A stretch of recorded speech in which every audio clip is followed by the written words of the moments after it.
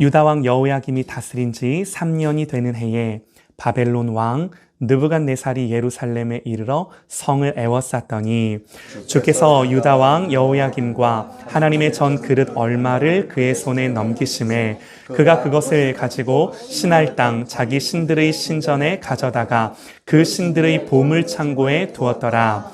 왕이 환관장 아스브나스에게 말하여 이스라엘 자손 중에서 왕족과 귀족 몇 사람 흠이 없고 용모가 아름다우며 모든 지혜와 지식에 통달하며 학문에 익숙하여 왕궁에 설만한 소년을 데려오게 하였고 그에게 갈대아 사람의 학문과 언어를 가르치게 하였고 또 왕이 지정하여 그들에게 왕의 음식과 그가 마시는 포도주에서 날마다 쓸 것을 주어 3년을 기르게 하였으니 그 후에 그들은 왕 앞에 서게 될 것이더라. 그들 가운데는 유다 자손 곧 다니엘과 하나냐와 미사엘과 아사랴가 있었더니 환관장이 그들의 이름을 고쳐 다니엘은 벨드사살이라 하고 하나냐는 사드락이라 하고 미사엘은 메삭이라 하고 아사랴는 아벳느고라 하였더라. 다니엘은 뜻을 정하여 왕의 음식과 그가 마시는 포도주로 자기를 더럽히지 아니하리라 하고 자기를 더럽히지 아니하도록 환관장에게 구하니. 같이 보십시다. 하나님이 다니엘로 하여금 환관장에게 은혜와 긍휼을 얻게 하신지라. 아멘, 아멘. 하나님의 통치와 주권을 보라 라는 제목으로 지난주에 이어서 우리 같은 제목으로 우리 하나님의 말씀 선포합니다. 하나님의 주권과 통치를 보라 라는 제목으로 우리 하나님의 말씀 듣겠습니다. 여러분 저를 보시죠. 네. 예배가 어떻게 가능한가? 우리가 예배하고 싶어서 내지는 우리가 원해서일까요? 네, 그렇지 않죠. 하나님의 부르심 때문입니다. 성경을 보면요. 하나님은 계속해서 하나님의 백성들을 부르세요. 이사야서에서요. 너희 모든 목마른 자들아 물로 나오라. 돈 없는 자도 오라. 너희는 와서 사 먹되 돈 없이 값 없이 와서 포도주와 젖을 사라. 누구든 오라는 거예요. 또 예수님도요. 예수께서 서서 외쳐 이르시되 누구든지 목마르거든 내게로 와서 마시라 그러세요. 이렇게 성경에는요. 하나님이 자기 백성들을 부르신 이야기들로 가득합니다. 그런데 중요한 건요. 이런 공적인 선포로서의 부르심뿐만이 아니라 정말 중요한 부르심은 우리 내면에 효과적인 거부할 수 없는 부르심으로 우리를 부르신다라는 거예요. 그러니까 이런 거죠. 누구든지 오라라고 말씀을 하셨음에도 불구하고 아무나 올 수 있는 게 아니다라는 겁니다. 예수님 말씀하세요. 내 아버지께서 오게 하여 주지 아니하시면 누구든지 내게 올 수 없다. 한마디로 우리가 주님 앞에 나올 수 있는 건요. 은혜죠. 하나님이 오게 하셨기 때문입니다. 예배란 뭔가요? 예배는요.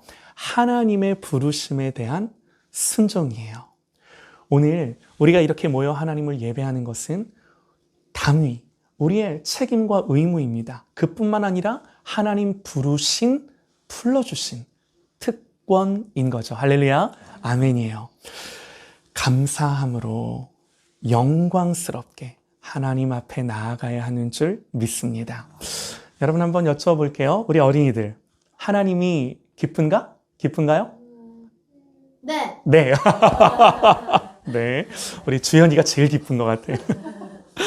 오늘도 우리 하나님을 정말 우리 하나님 한 분만을 기뻐하며 예배하는 우리 모든 하나님의 자녀들 되기를 소망합니다. 아멘입니다. 자, 여러분 보세요. 예전에 우리나라에 국민교육헌장이라는 게 있었습니다. 한마디로 대한민국 학생들을 어떻게 교육할 건가? 교육의 방향과 목적을 이 국가적인 차원에서 규정을 한 거예요. 당연히 정부가 어떤 교육 정책들을 시행할 때 이 목표와 비전을 제시를 해야죠.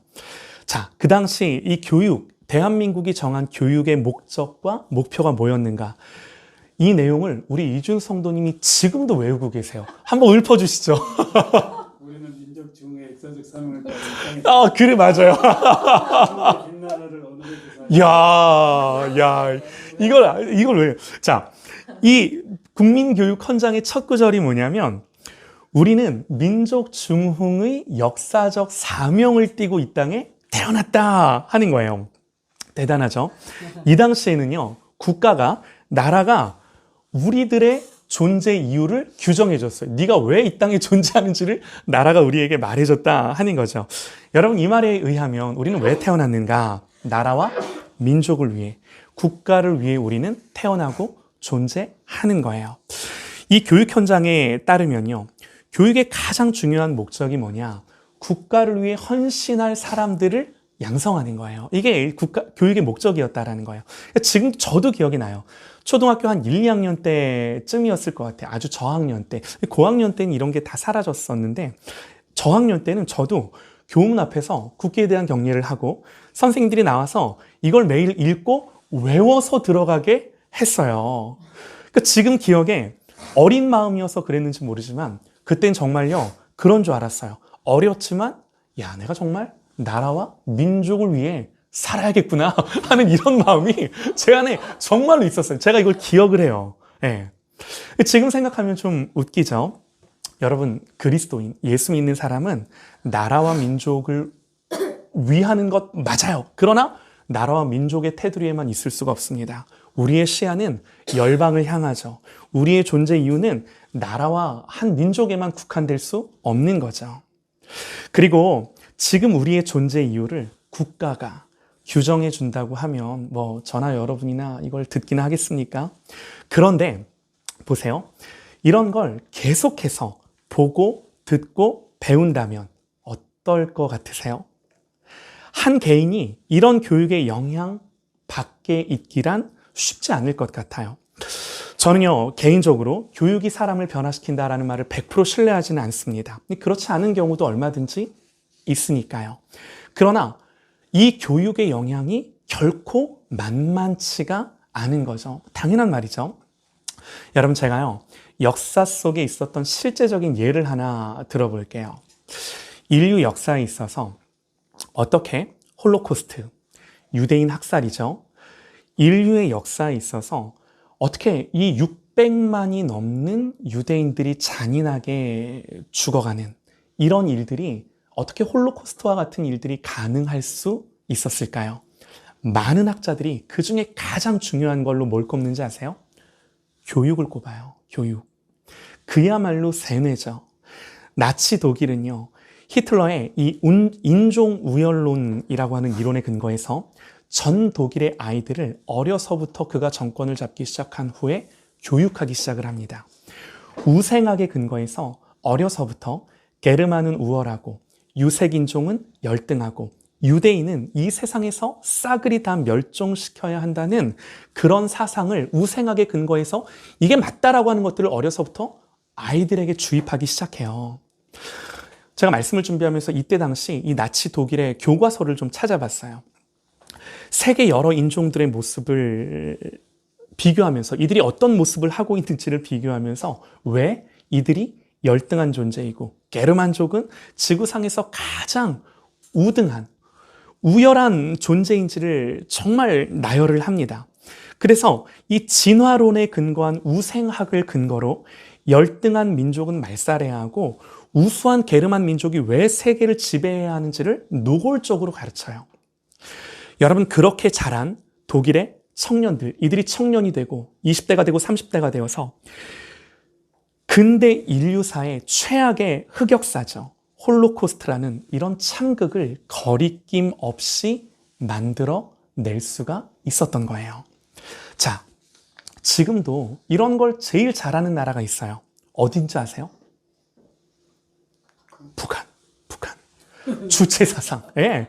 그야말로 철저한 사상 교육으로 종교적인 믿음으로 사람들을 세뇌시키죠. 이게요, 어떻게 가능할까 싶지만 실제로 많은 역사 속에 있었고요. 지금도요. 여러분, 여기에는요, 세뇌가 어떻게 가능한가 봤을 때 여기에는 통제, 억압, 은폐, 왜곡, 거짓, 공포심, 그야말로 비인간적인 수단들이 개입되어 인간을 세뇌시킵니다. 그런데요, 일단 한번 세뇌되면 그런 어떤 강제성들을 다 벗어나서 정말 그것이 옳다고 믿기 시작해요. 그리고 자기 스스로 자발적으로 그 가르침들을 열렬히 추종하며 따르게 되는 거예요. 오늘날의 이단들을 한번 생각을 해보셔요. 가끔 뉴스에 나오는 우리가 그 장면들을 보면 아니 어떻게 참 배울 만큼 배운 사람들이 그럴 수 있을까 싶은데 실제로 이런 일들이 오늘날도 여전히 일어나는 거예요. 의외로 이런 일들이 의외로 쉽게 우리 시대 속에서 여전히 일어나고 있는 일들이라는 겁니다. 자, 여러분 보세요. 제가 왜 서두에 이런 말씀을 드리는가 하면요.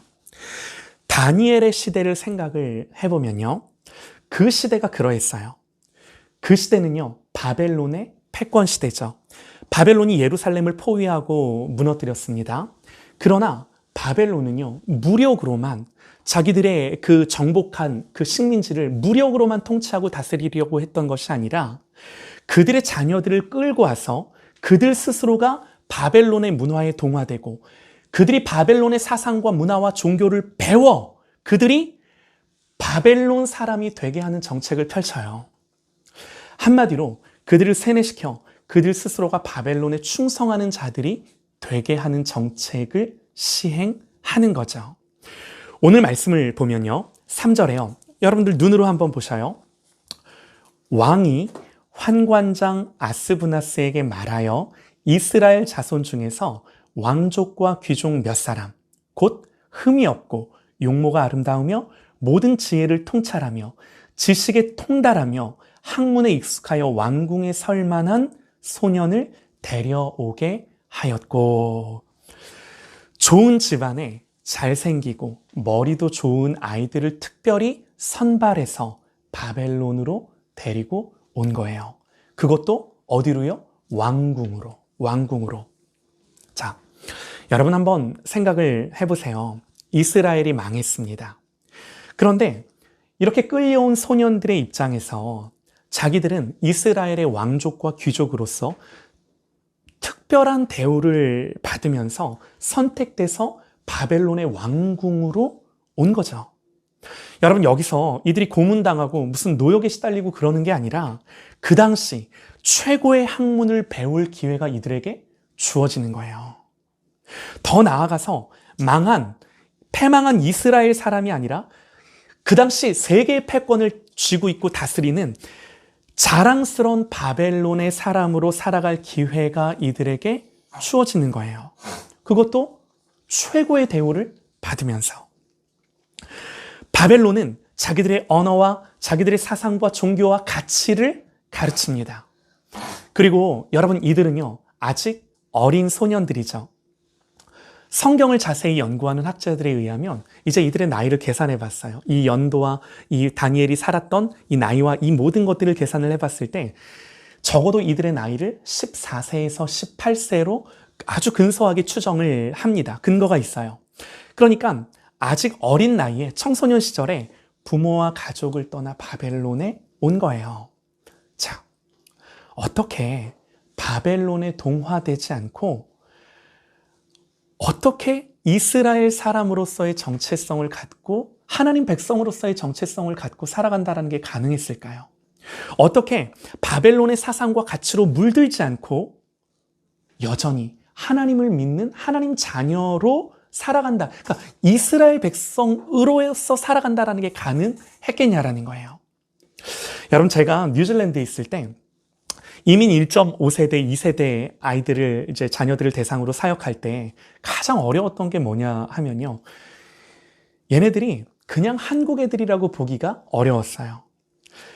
이들의 문화, 생각, 사고방식, 단순히 어떤 세대의 차이도 있었지만 단순한 세대의 차이를 넘어 얘네들을 보면 한국과 뉴질랜드 그 어디 중간쯤 되는 아이들처럼 보였던 거예요. 그러니까요, 불과 한두 세대가 지나지 않아서 1.5세대, 2세대, 3세대만 이렇게만 지나가도 전혀 한국 사람들이 아닌 거예요. 바벨론으로 간 소년들이 그런 상황 가운데 놓여 있는 거죠. 자, 보세요. 그런데 어려움은요, 여기서 끝이 아닙니다. 여러분들 5절 말씀을 한번 눈으로 또 보셔요. 5절. 또 어떤 상황이 펼쳐지냐면요. 또 왕이 지정하여 그들에게 왕의 음식과 그가 마시는 포도주에서 날마다 쓸 것을 주어 3년을 기르게 하였으니 그 후에 그들은 왕 앞에 서게 될 것이더라. 여러분 보세요. 바벨론이 이들에게 왕이 먹는 좋은 음식들을 제공을 합니다. 자, 한번 속으로 한번 대답을 해보세요. 지금 이들에게 누가 먹을 것을 주고 누가 쓸 것을 공급해주고 누가 이들의 모든 필요를 다 대주고 있나요? 우리는 하나님이 하십니다 라고 그렇게 말하고 싶지만 겉으로 봤을 때는 하나님이 아니에요. 바벨론입니다. 바벨론이 지금 모든 필요들을 공급하고 바벨론이 주는 것을 먹고 마시고 이들의 삶을 영위하고 있는 거예요. 그것도 가장 좋은 걸로 먹을 것, 입을 것, 마실 것 모든 삶들의 필요들을 제공하고 바벨론의 사상과 학문과 저들의 종교와 신념들을 날마다 배웁니다. 여러분 어떻게 하나님 백성으로서 정체성을 유지하며 살아갈 수 있겠냐라는 거예요. 차라리요, 무력으로 억압하고 공포로 굴복시키려 했다면 저항하고 버티고자 하는 의지라도 있었을 것 같아요. 그런데 바벨론의 정책은 그런 의지마저 갖지 못하게 해요. 바벨론은 뭘 선택해요? 교육을 선택해요. 그리고 가장 좋은 것으로 먹이고 입히고 특권을 누리게 하는 거예요. 여러분, 그런데요, 여기서도 끝이 아닙니다. 한 번 더 말씀을 보시죠. 7절 한번 보셔요. 다 같이 한번 읽어볼까요? 환관장이 시작. 환관장이 그들의 이름을 고쳐 다니엘은 벨드사살이라 하고 하나니아는 사드락이라 하고 미사엘은 메삭이라 하고 아사리아는 아벳느고라 하였더라. 이들의 이름을 고쳐 부르는데요. 다니엘은 그 이름의 뜻이 하나님은 재판관이시다 하는 뜻이에요. 그런데 그 이름을 고쳐 다니엘을 벨드사살이라 부르기 시작을 합니다. 바벨론이 섬기는 신들 중에 하나인 벨, 이 벨드사살이라는 말은 그 벨이 그의 생명을 보호할 것이다 그런 뜻이에요. 이런 뜻의 이름으로 바꿔버리죠. 하나냐는 여호와는 은혜로우시다 라는 뜻인데요. 그 이름을 뭘로 바꿔요? 사드락이라고 바꿔요. 바벨론의 우상 아쿠의 명령이라는 뜻을 갖고 있어요. 또 미사엘은요. 이 미사엘이라는 이름의 뜻은 누가 하나님과 같은가 그런 뜻인데 메삭, 달의 신 아쿠와 같은 이가 누구인가 라는 뜻으로 또 바꿔버려요. 또 아사랴는 여호와께서 도우셨다 그런 의미를 가진 이름인데 아벳느고라고 고쳐 부르면서 바벨론의 신 느보의 종이라고 부르기 시작을 하는 거예요. 여러분, 이렇게 이름을 바꿨다라는 건 그냥 유대식 이름을 바벨론식의 이름으로 바꿨다라는 게 아니죠. 그냥 부르기 어려우니까 좀 부르기 쉬운 이름으로 바꿨다라는 게 아니에요. 저들의 정체성을 완전히 바꿔버리겠다라고 하는 바벨론의 의지인 거죠. 저들이 이스라엘에서 가졌던 그 믿음과 신앙을 송두리째 뽑고 다시 처음부터 개조하고 세뇌시켜 완전히 바벨론의 신들을 믿고 바벨론의 사상과 가치를 따르고 바벨론에 충성하는, 바벨론이 왕이 되는, 하나님이 왕이 아니라 바벨론이 왕이 되는 사람으로 만들겠다라고 하는 바벨론의 의지인 거예요. 여러분, 그러면 바벨론이 이렇게 하려는 의도가 무엇입니까? 5절 말미에요. 그 후에 그들은 왕 앞에 서게 될 것이더라 그럽니다. 이들이 이렇게 이스라엘 자녀들을 데리고 와서 교육하는 의도와 목적이 뭐라고요? 그 후에 그들은 왕 앞에 서게 될 것이더라. 왕 앞에 서기 위해, 왕 앞에 세우기 위해. 여러분, 우리가 이 본문을 대하며 좀 분별해야 되는 것이 바벨론이 결국 이들에게 의도하는 게 뭔가 다른 것이 아니라 너희가 누구 앞에 서 있냐? 너희들의 주권자가 누구고 너희들의 통치자, 누가 너희들을 먹이는 자이고 누가 너희들에게 쓸 것을 주고 누가 너희들을 필요를 공급하며 너희들을 기르고 양육하는 자가 누구냐? 라고 하는 것들을 여호와 하나님과 비해 하나님이 아니라 바벨론이 지금 너희들에게 그 일을 주고 있고 바벨론이 너희의 왕인 것을 분명히 알아라 하는 거예요. 이게 목적인 거예요. 왕이 누구냐 하는 거예요. 누구 앞에 너희가 설 것이냐 하는 거예요. 너희가 누구를 섬기며 누구의 통치를 받고 살 것이냐 하는 거예요. 여러분 어떤가요? 계속해서 이방 신들의 이름으로 불려지면서 바벨론의 종교와 사상을 배우고 저들의 문화와 방식을 살면서 여러분 안 사는 게 아니에요. 그들의 문화와 방식을 그대로 그 땅 한복판에서 살아가면서 여호와 하나님에 대한 믿음을 갖는다라는 게 여러분 쉬운 일이었을까요? 이렇게 반복적으로 계속되는 세뇌와 교육 속에서 모든 필요들을 제공받으면서 필요를 넘어서요 여러 특권과 즐길 만한 것들을 계속해서 주는데 여러분 그 속에서 신앙을 지킬 수가 있었을까요?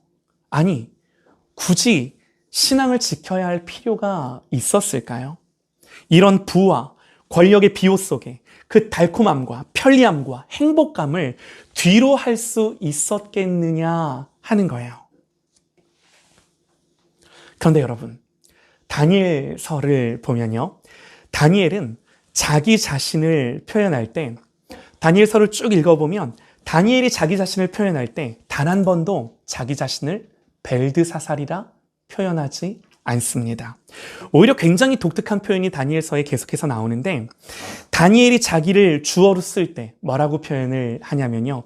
이런 말들이 성경에 계속해서 반복돼요. 나 다니엘은 다니엘은 이렇게 자기를 표현하며 계속해서 자기가 하나님 앞에 무엇을 했고 어떻게 생각했는지를 성경으로 기술을 합니다. 제가 한번 세봤어요. 근데 세다가 너무 많아가지고 포기했어요. 여러분이 한번 세보시죠. 자기 자신을 의도적으로 나 다니엘이라고 표현을 하며 바벨론 한복판을 살아가요. 다니엘이 오래 살아요. 70세가 넘도록 살아요. 그 시간까지 단 한 번도 변함없이 자기의 신앙과 믿음을 지키며 사는 거죠. 그리고 오늘 말씀에 이제 오늘 사건이 나오는데 너무나도 유명한 이야기예요. 뜻을 정한 사건. 8절 말씀에요. 성경이 이렇게 기록을 합니다. 다니엘은 뜻을 정하여 왕의 음식과 그가 마시는 포도주로 자기를 더럽히지 아니하리라 하고 자기를 더럽히지 아니하도록 환관장에게 구하니. 여러분 정말 우리에게 도전을 주는 구절이 아닐 수가 없는데요. 뜻을 정하여. 그런데 여러분 한번 생각해 보셔요. 어떻게 다니엘이 뜻을 정할 수 있었는가? 저는요, 어려서부터 이 본문을 가지고 정말 많은 설교들을 들었습니다. 여러 목사님, 전사님들이 여러분 뜻을 정하십시오. 다니엘처럼 뜻을 정하고 결단하십시오. 여러분 그래서 한참 은혜 받고 정말 하나님 앞에서 회심하고 돌아왔을 때 마음이 뜨거워져서 하나님 앞에 뜻을 정했습니다. 결단했습니다. 그런데 문제가 뭔지 아십니까? 단 한 번도 뜻을 정한 대로 온전히 하나님 앞에 그렇게 살아본 적이 없어요. 목사인 지금도 뜻을 정하지만 늘 그 뜻이 때로는 꺾이고 무너지고 실패함 속에서 살아가는 것을 여전히 경험할 수밖에 없더라고요. 여러분, 이게 뜻을 정하면 되는 건가요? 다니엘처럼 각오하고 결단하면 되는 문제일까요? 사랑하는 여러분, 각오하고 결단하십시다. 여러분 제가 이렇게 설교하고 외치면 그리고 여러분들은 아멘 하면 여러분 이게 정말 되든가요?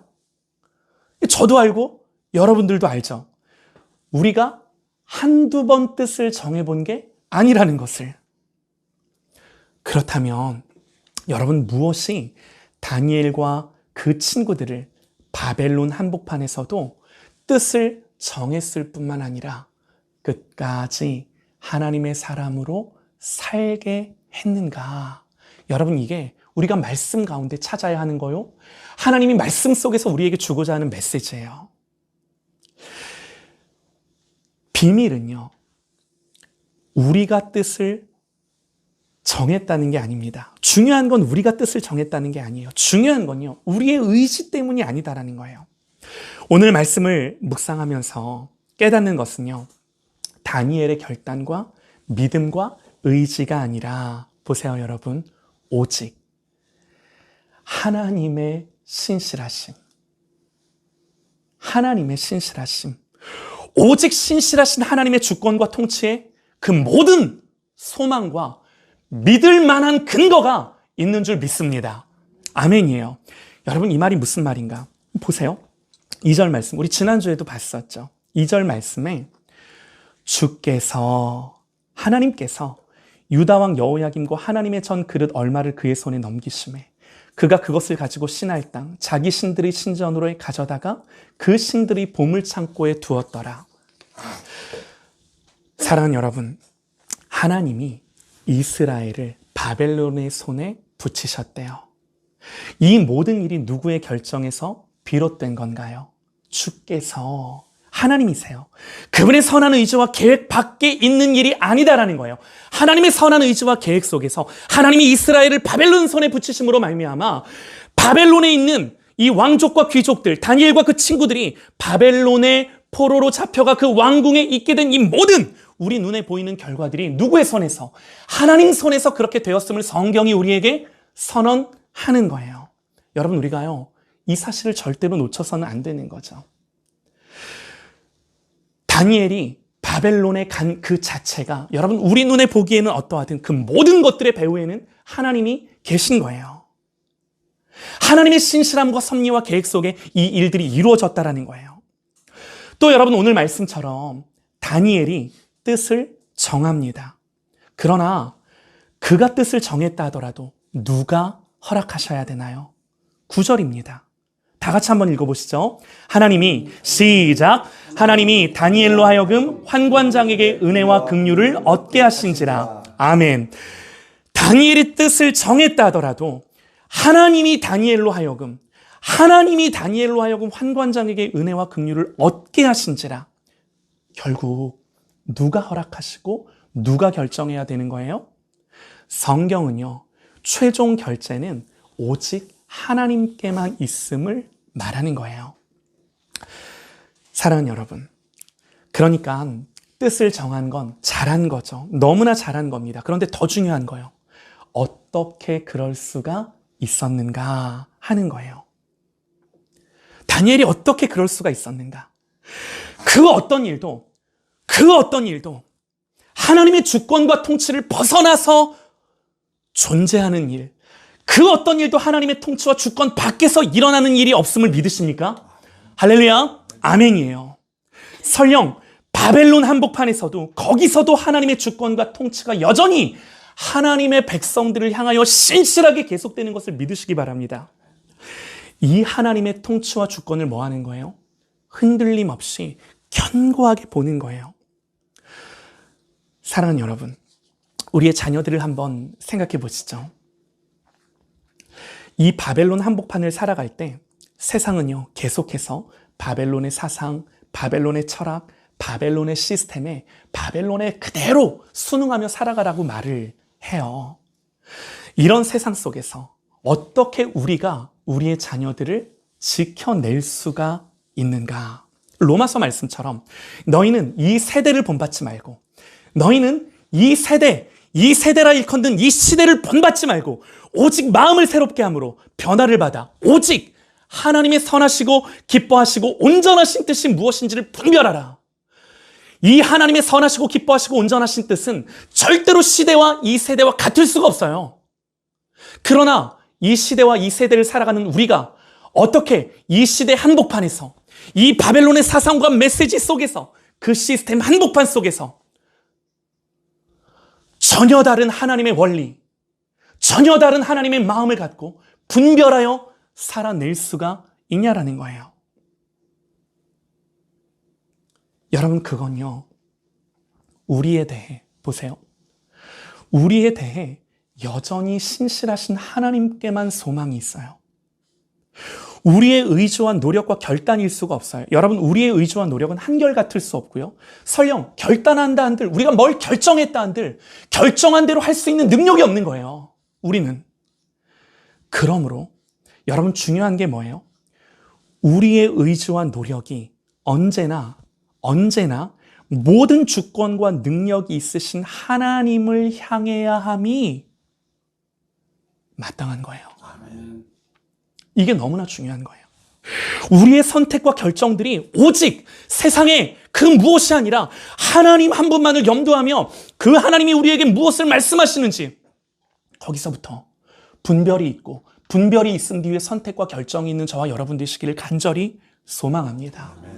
이게 너무나 중요한 거예요. 이게요, 다니엘이 뜻을 정할 수 있었던 이유죠.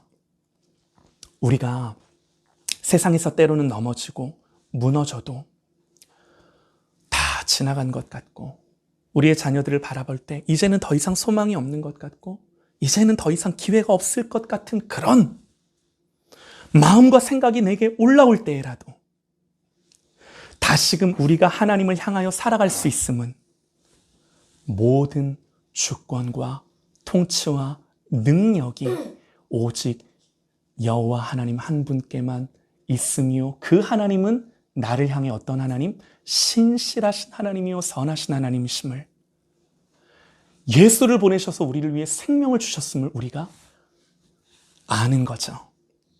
그러므로 사랑하는 여러분, 뜻을 정해야 합니다. 맞아요. 분명히 정해야 합니다.